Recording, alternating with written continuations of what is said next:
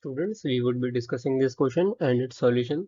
The question says the kinetic energies of a planet in an elliptical orbit about the Sun at positions A, B, and C are Ka, Kb, and Kc respectively. AC is the major axis and SB is perpendicular to AC at the position of the Sun S. So the Sun is situated at S as shown in the figure. So this is the given figure. AC is the major axis, SB is the perpendicular to the major axis, and at point S we have Sun, and this is the elliptical orbit in which the planets are revolving. At these points A, B, and C, we have to tell that the kinetic energy of planet would have which flow of order.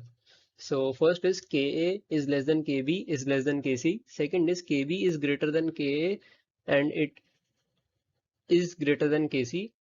Kb is less than Ka, which is further less than Kc, and Ka is greater than Kb, and Kb is greater than Kc. So these are the four options. Now let us look upon the solution. Before moving on to the solution, I would like to explain some brief that we all know that points A and C are the perihelion and aphelion points, which mean this is P perihelion and this is aphelion. Perihelion is a point in an elliptical orbit in which the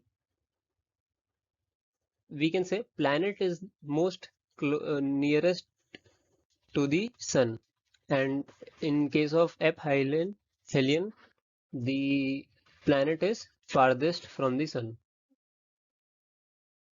As here you can see that A is perihelion in this direction, so VA would be maximum and VC would be minimum. And as we all know that kinetic energy is directly proportional to V, so the answer is Ka greater than Kv greater than Kc.